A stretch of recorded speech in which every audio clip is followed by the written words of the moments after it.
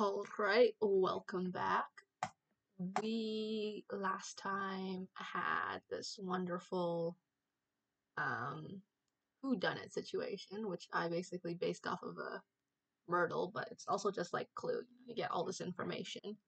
And there's a few things that I want to improve, but I suppose general feelings, I think I was a bit too ambitious. I think it's good that I didn't prepare a combat because there would be anywhere initially, like based on the numbers, you would have 3 players to 1 DM, and because there was too few players, we ended up having 5 to 6 players per DM. Some of the DMs got moved to be players, but like it's really volatile. It's not consistent. Sometimes sometimes you'll have 4 players, sometimes you'll have 7 players. And I really didn't want to do that for combat. So I guess what's good is that um, peace of mind. I tried something new. That's important. Um, what else can I say? At least one person said it was good, which was really good for me because I wasn't feeling it. That I wasn't having fun running that situation. Oh, but characters, the players, they did enjoy Professor Carby, the professor, the chemistry prof. They seem to like them. They seem to be annoyed by Professor Carby. I think Professor Carby was a win. I think. Oh, another important thing is that I had Owen Baker as a baker, um, and I specifically want him to be off shift. That's an important part of his character. He's the one I have like a full grasp on who he is. And more than one party, because again, this is a raid, so people were switching between encounters every table, every hour. So it was cool to see how more than one player was like, I'm going to join Owen Baker, who was just staring at bread, not making bread, not eating bread, just simply staring at bread on a cafeteria table. I'm going to join him. I'm going to sit beside him, and I'm going to sit beside Owen Baker. So I'm glad Owen Baker and staring at bread. That was an important part that I think was a win. I will say again, this format was a rain night, so encounters every hour, or I guess like a rotate through tables. That's the way to put it. Too much. So there's that. I do like Owen Baker. They didn't really interact with Delta too much because he's the one that most clearly had his non murder weapon thing. So there's that. One player character, I think 2 player characters actually, out of the entire night, had Zone of Truth, which I was prepared for. See? I was thinking they had insight, but yeah. I guess I should do a little quick recap. I don't think it's. Yeah, I guess it's still good. We basically had 3 suspects, 3 items, 3 locations, made sure they never lied. The issue is that these locations didn't actually give too much information, and because it was a raid night, most individuals were prepared for killing, which is why I had this investigation. Like, who's gonna have Zone of Truth? Someone did, but most of the time, no, not Zone of Truth. They had, what was it? Locate object, right? Most people wouldn't have that prepared. But because everyone's prepared for war, everyone was prepared to intimidate. I remember I had a player group table with 2 paladins, um, you know, I think they were all vengeance, oath of vengeance, and probably like some monks and whatnot, like all of those aggressive ones. So there's that. Things that I didn't think of is that players will investigate the original room, which was fine. This was something that threw me off. But the very first person did that, the very first set of table. But it's fine because this was a given thing. Is that you figure out that a candle was used. So that was really smart of that group. However, I kind of expected that of the other group. So I started like not giving that information, and they just don't know who it is. And they keep thinking it's Car because he's in the hallways. So there's that. I didn't end up using a lot of these. I'm glad there was Tango the TA.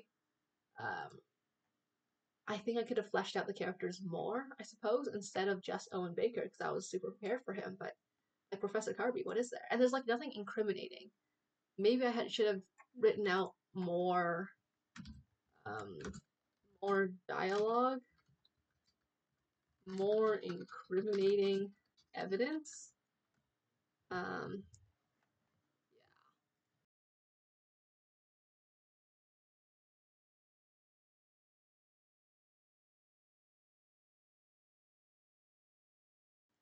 there were players who were obviously more into combat, and it was hard for me to involve them.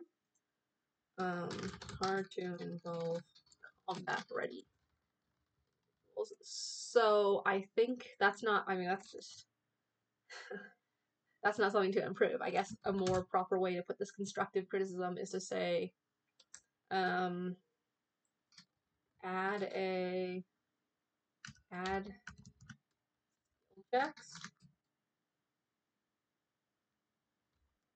or a short competition,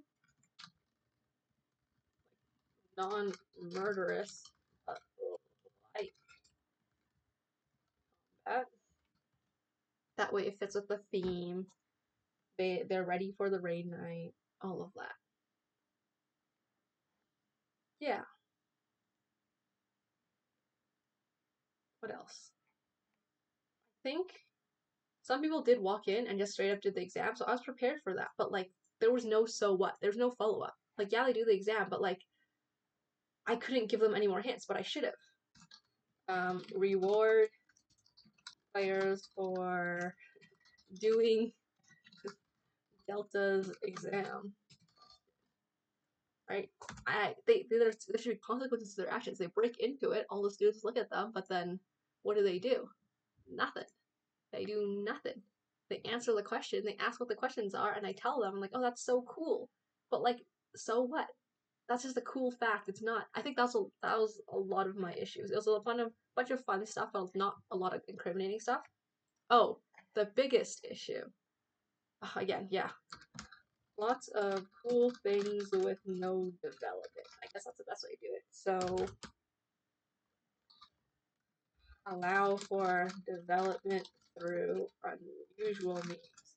One thing I didn't expect that I totally should have expected is that people are interested that Professor Carby incapacitated another professor, forcing Owen Baker to become the substitute, which is why he's the actual culprit sometimes. Sometimes I changed it because it's just based on the vibes. I allowed myself to be flexible, so I'm going to write that down. I allowed myself to be flexible with the culprit. Flexible with final. It just depends. Sometimes I'll just incriminate someone else because it doesn't matter till you get to like, oh, okay, we know for sure that this guy had this item. So it didn't have to be, I could have swapped those. The only ones I had for sure in stone were these are the objects that Owen Baker had. That was the one that was for sure, never changed. Delta always had, okay, they always had their items, but like locations differed. So I think that was good for my change. Like being flexible with culprit, that was a good thing that I had. Yay me. But PCs are curious about Carby incapacitating. Like that is a really interesting hook. If I had swapped it, like I forgot that, yeah, that is infinitely more interesting than, oh, this professor is tired. It could have been a nice intrigue of like, you can pursue this and find out the actual issue, which could lead to a short combat. You know, that could have been something because they were all insanely strong. I don't remember what level they were. Were they level 10? I think they were level 10 and something crazy like that. So what I should have done is allow Carby to develop into the main or the real conflict. Like, maybe Carby actually, like, red herring, Carby actually tried to take out, this what you call a professor. I forgot his name. Ceramic, right? Ceramic. Yeah, yeah. Most people forgot about Ceramic and Melody. They were just there and like, here's your quest, now go. So I think that was another thing I should have changed. Um, maybe involve Ceramic as more than just quest giver. Maybe someone to hinder them. I think that could have been a fun twist, as some of them tried to predict, like, oh, it's there. Sometimes I had placed the actual stolen item back in the original position. Like, not in the original position because it's not there, but like in the same room where ceramic is. He just put it in a different cabinet. It wasn't him though. It was still stolen, still used, just placed in a different cabinet. But yeah. Sometimes I had it with like the actual culprit because we were based on time and whatnot. Another thing is that a lot of players wanted to see where the um, professors' offices are. So I should have put more evidence there. You know that rule of 3? I should have done that for like different locations as well, or just like, it doesn't have to be at this location. Maybe this person just came in at this time. I don't know if I like this current build I have here. What if I went good? Take this, toss it here, put 2 improve here. I have a lot of things to say for 2 improve. And then I can make this one wider. There we go. Take out that. Now it's just a word. A bit more like that. So I'm glad Owen Baker was there. I'm glad Owen Baker and the Dreadhelm were there, but I feel like I was giving them such vague clues. I should have been giving them more somehow. I don't know how or where. I don't know. It was tough. Yeah, and I never had this thing because it was always like, oh, we end, you have to swap tables. So that was another difficult thing. But I should be prepared for that.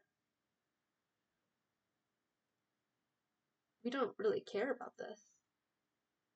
I should have been more, maybe I should establish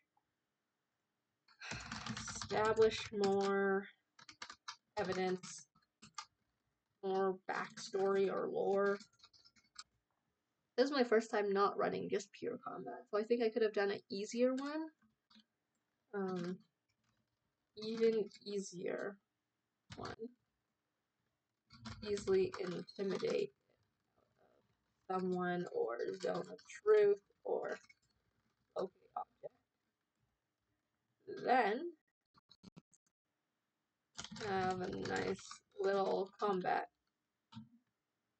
Then, oh, another thing I forgot was having skill checks. I usually remember to have skill checks, so I don't know. Maybe I could have done.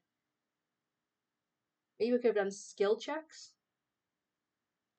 Skill checks to. Could have done skill check to a little, what you call it, murder mystery. Sabotage. The race. Sabotage. Now the sabotage mystery. Then when you find the culprit, that could have been good. So we have at least this like, oh, you are out on the field running across, I don't know, magical polo, Pegasus polo, like a race or Pegasus polo. And boom, sabotage. Then you have this mystery. Doesn't have to be this. Who destroyed you? And you have to find who the culprit is. And then you fight them and their dooms. Them and their teams. If you ended early, if fight too early, lock them in detention for beating up classmates. You know, that would be good. There we go. Oh my goodness, that is fine. It's over. It's in the past. So, I like Owen Baker staying at Bread. Professor Carby was there. I like that.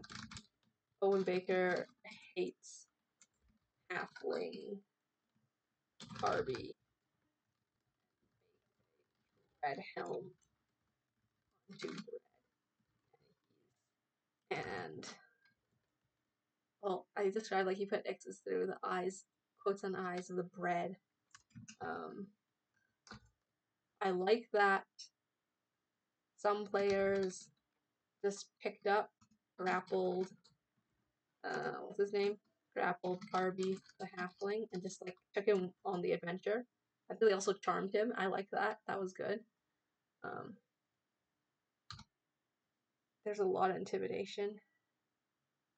Yeah, I don't know if it was just made for it. Like, I was trying to throw them off, but maybe I should have done something with, like, you know, you need high dexterity. That therefore you have a bit of a skill check. And for the murder, it should be like a really obvious, like, here is the red herring. Here's a couple more teams that you're competing against. They've destroyed you. Anyways, I don't recommend this unless you adjust a lot of things. But I know there's a way to do murder mystery well, and I like watching them, but never planning. I think I was just too ambitious. And then afterwards, I was very insecure about my writing. So I'm glad I didn't stream then because I have taken time to like rethink about it. I did think that it was really funny that Darby has a giant red helm relative to him, halfling body. I like that. That was cool. I like that. I was being able to be flexible. That was good. Doing investigations. There's so many investigations. I think I should have done perception for some of them. Sometimes I think I made them roll too much. Maybe made them roll too much? Question mark. For investigations perception, because sometimes I'm like, okay, you're going to find it. Like one of the PCs ended up looking for Carby in his office, and I was like, okay, roll your, I don't know, perception or whatever it was, and I was, yeah, you're probably going to find it. It's just going to be how long does it take? And then they rolled like an 8. So I was like, okay, you get to talk to the gargoyle who's angry, but he'll point you there, so he just delays it a bit more. But he also split from the party, which was slightly annoying. Not annoying, like I would do the same, but it's hard to regroup them. So I think it would have been better if I just was like, you found it, it takes you quite a while, but you get to the office, you find whatever things that you already know or whatever, and go back. They like snuck away though. I guess I can't really do anything about that unless I have an NPC be like, whoa, I just saw that person go over there. Yeah. Another thing is in the actual raid part where they all fought the big bad with the infinite health. I did not print out the proper stat block because they had updated it. The night before I printed it out, great, but they were still updating it, so the next day, I did not have melee attacks. I only had one attack, and I had no reactions. I don't think I had any extra bonus actions. I only had one bonus action and one action, and that was it. I got 2 attacks, and it was both long range AoE attack. I mean, they did well. That was fine. They did quite a bit. I did use my own lair actions. It's not even on here, which made it at one point slightly harder because this creature was vulnerable to bludgeoning, which was great for this monk who had like 8 attacks. Insane. But yeah, so there was that. Um, it's fine. I think that when I had the lair action, which made the big bad resistant to bludgeoning, I don't remember if I had just put it back to normal or if I had said like this is going to be like actual resistance. So where it goes from taking 2x to now half of the original. But they still took him out pretty quickly. And when they're down, they just kind of turn on their own friends, which is fine. Which I liked. It was a good way to run a raid night. But I just had to make sure that I look and update and make sure I have, proper weapons next time. So that was me being unprepared because I didn't read it over. I thought I had it. I thought I was ready. I like having it printed out for stat blocks because I'm keeping track using a pencil.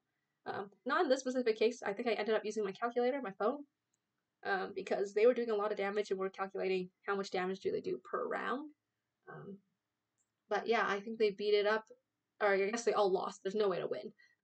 They all lost in 6 rounds. So I guess I won. We won in 6 rounds. Um, but I think one thing I didn't like as a DM is that I don't know these players really well. Normally, when I run a one shot, I know them, or like at least I'm familiar with their PC names. Maybe I don't know them. I definitely don't know the players well, because they're just classmates, people in the club that you only see for a bit, or you don't ever get to play with, whatever. But when I DM, at least I'm with these people for 4 hours, so at least I know what class they are, what race they are, what their player name is, what species they are. But in this scenario, at the very end, it felt like I was missing out on a lot because I didn't know these characters well. They have gone through their own adventurous evening, and I just wasn't part of that. And I think I had weird FOMO from that. So, I don't know.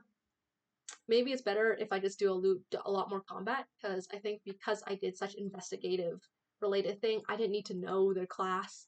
No one's no one is casting shield, no one's casting fireball most of the time. So I didn't really get to know that.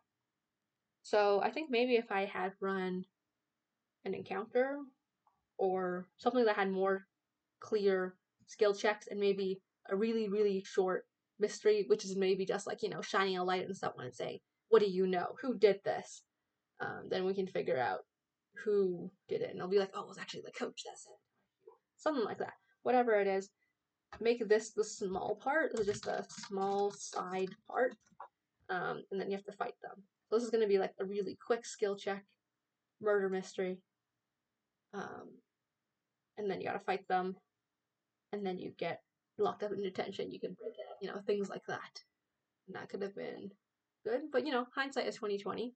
I think that I was not prepared to run such a lore-based, role-play-based um, event encounter.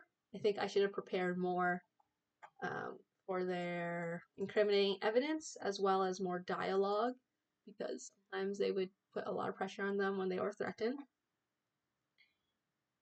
I'm glad that I was flexible with the culprit, as some people really, really hated Carby, and I was like, perfect, that's him. It's him. He's the one who did it. I'm gonna switch it up. So when you actually look at the lock where the cabinet was broken, it was actually a dread helm, Um, it's also hard to gauge.